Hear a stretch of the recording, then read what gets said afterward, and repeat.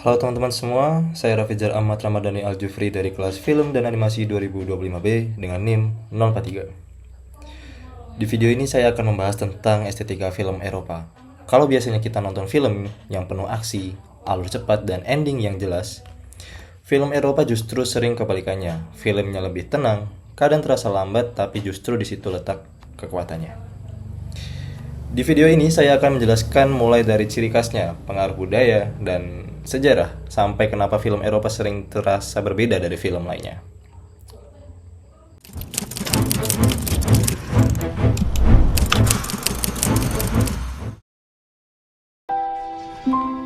I must have been 11 when I learned that I was nearer to the crown than I had thought. Her Royal Highness Princess Victoria of Kent. So I began to dream of the day when my life would change. And I prayed for the strength to meet my destiny. I pass the royal authority directed to that young lady. From now on, everyone will push you and pull you for their own advantage. You are unprepared. And whose fault is that? Should you ever need an ally, you have one in me. His Serene Highness Prince Albert. What is it? Don't you like her? More than I dared hope. There will be more than one vulture to contend with. Who controls the young girl most? Who controls England? I have no say in my own palaces. I am king!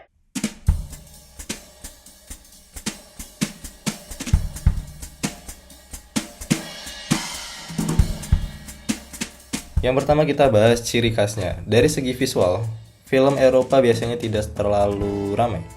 Warna yang digunakan cenderung natural, bahkan kadang agak pucat atau dingin.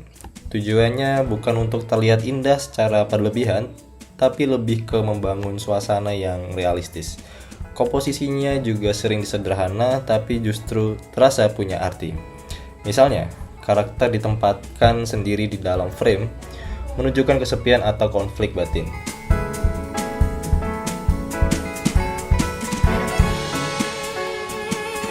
Dari segi narasi, ini yang paling terasa berbeda.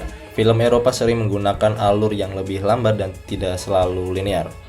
Kadang kita sebagai penonton harus benar-benar memperhatikan karena ceritanya tidak dijelaskan secara langsung. Bahkan, endingnya sering terbuka, jadi penonton dibiarkan berpikir sendiri, tidak selalu dikasih jawaban pasti.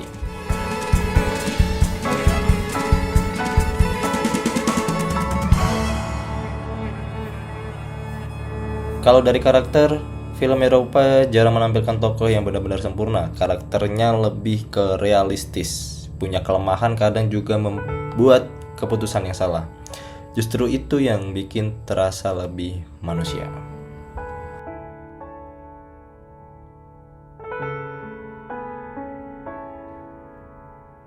Selanjutnya, kenapa film Eropa bisa seperti itu? Jawabannya ada di budaya dan sejarahnya. Film Eropa sangat dipengaruhi oleh kondisi sosial di masing-masing negara. Banyak film yang mengangkat kehidupan sehari-hari, bukan cerita yang terlalu dibuat-buat. Misalnya, ada film yang fokus ke kehidupan kelas pekerja, hubungan keluarga, atau bahkan kesepian seseorang di kota besar. Tema-tema seperti ini terasa dengan sangat dekat dengan realitas. Selain itu, sejarah juga punya pengaruh besar. Pengalaman perang, perubahan politik, dan kondisi ekonomi di Eropa membuat filmnya cenderung lebih reflektif dan serius. Nilai lokal juga sangat kuat. Setiap negara punya gaya masing-masing, ada yang lebih filosofis, ada yang lebih gelap, dan ada juga yang lebih realistis. So, film Eropa itu bisa dibilang sebagai cerminan dari kehidupan masyarakatnya sendiri.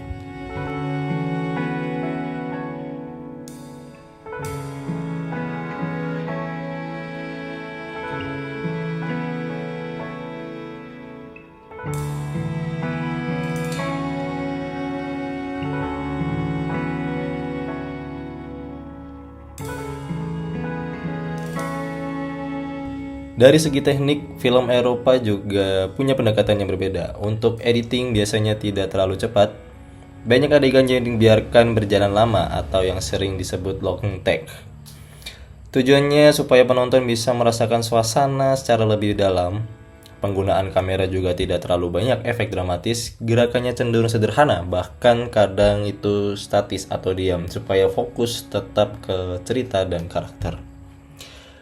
Yang menarik, Penggunaan musik juga sering minimal, bahkan ada adegan yang benar-benar tanpa musik. Ini justru bikin suasana terasa lebih nyata dan kadang lebih hening tapi dalam. Kalau dari Miss and Scene, semua elemen seperti setting, kostum, dan pencahayaan dibuat senatural mungkin. Tidak terlalu dibuat dramatis, tapi tetap punya makna. Jadi bisa dibilang, teknik dalam film Eropa itu tidak ingin menarik perhatian, tapi lebih ingin mendukung cerita. Seperti itu.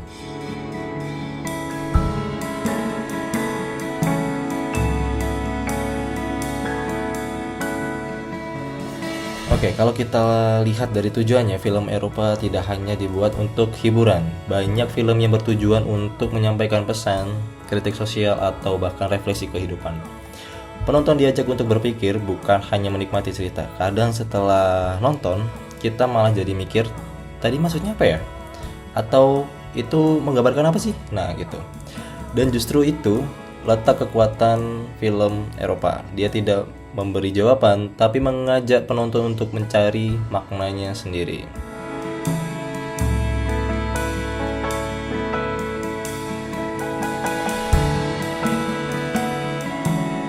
Terakhir, bagaimana respon penonton? Untuk penonton lokal di Eropa, film seperti ini biasanya lebih mudah dipahami karena dekat dengan budaya mereka. Tapi untuk penonton global termasuk kita, kadang film Eropa terasa agak berat atau lambat. Namun justru karena keunikannya, film Eropa sering mendapat apresiasi tinggi di film festival internasional. Film-film ini dianggap punya nilai artistik yang kuat dan berani berbeda dari arus utama.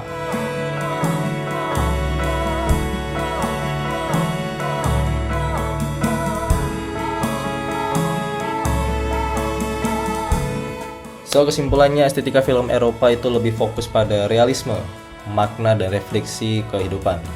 Tidak selalu cepat, spektakuler, tapi punya kedalaman yang kuat. Saya Rafizar Ahmad Ramadhani Al-Jufri dari kelas film dan animasi 2025B dengan NIM 043. Pamit undur diri. Terima kasih.